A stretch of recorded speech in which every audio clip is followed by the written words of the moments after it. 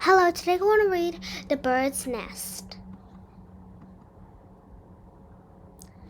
Written by Jessica Malordi, illustrated by Gabhor Utomo.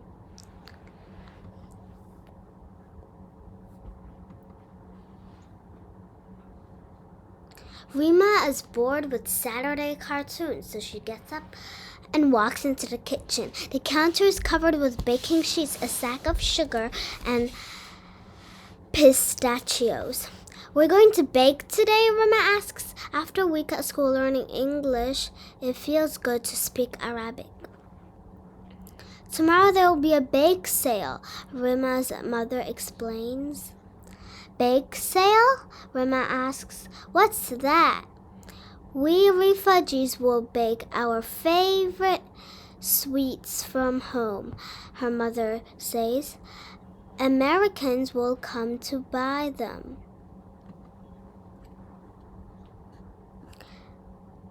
This time last year, when Rima was 8, home was a tent among many other tents. The year before that, the home was the side of the road, a storm-tossed boat, or a stranger's basement. It was wherever they happened to lay their heads at night.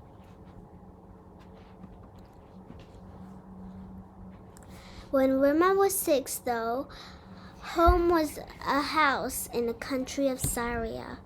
Home had a big window in the kitchen where black and white-tailed birds came to roost. It had a carpet in a living room that smelled of honey and flour. It had a bedroom with a perfect view of the moon. Now they live in an apartment in America. And her mother speaks in a hushed voice whenever she mentions Syria. It had been just the two of them for as long as Rima could remember. Her dad had passed away when Rima was just a baby. The truth was that war came to Syria long before they left, and it has only gotten worse. They are never going back. There is nowhere to go back to. Rima and her mother left Syria because of war. Since 2011, millions of Syrian families have fled their country and become refugees. A refugee is a person who is forced to leave his or her country to seek safety in another country. The term comes from the word refuge, which means a safe place, the very thing that refugees are in search for. Refugees usually leave behind their family and friends, as well as their home. Her mother opens the refrigerator and pulls out a box of dough noodles.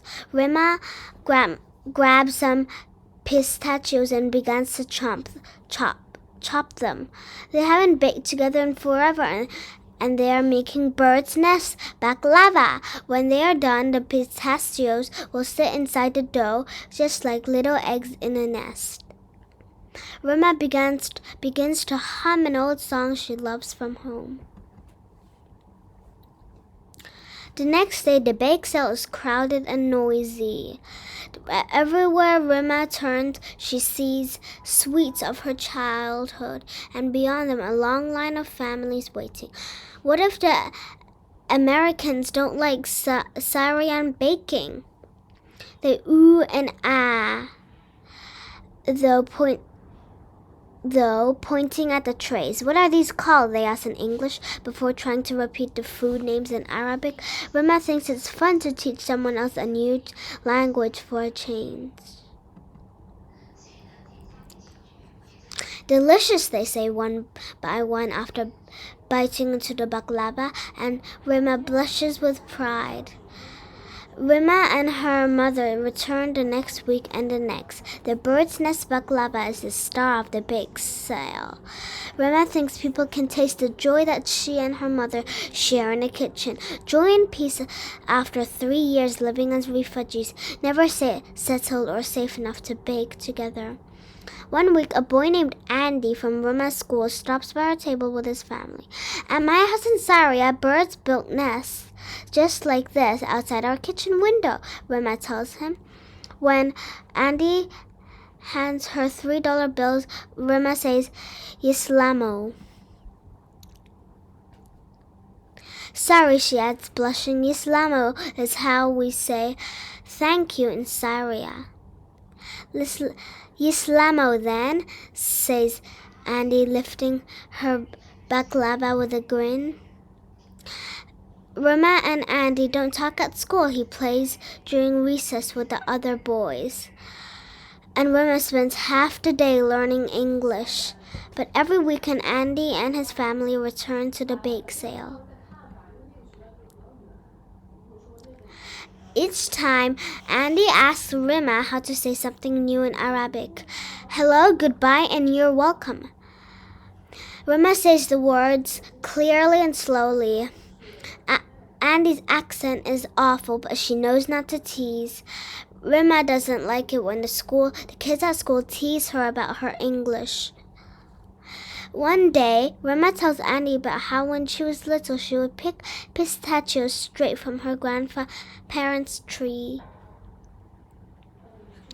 You must miss it there, Andy says, and suddenly Rima's eyes fill with tears. Ashamed, she ducks her head. Andy just smiles, though, a kind smile, Rima thinks.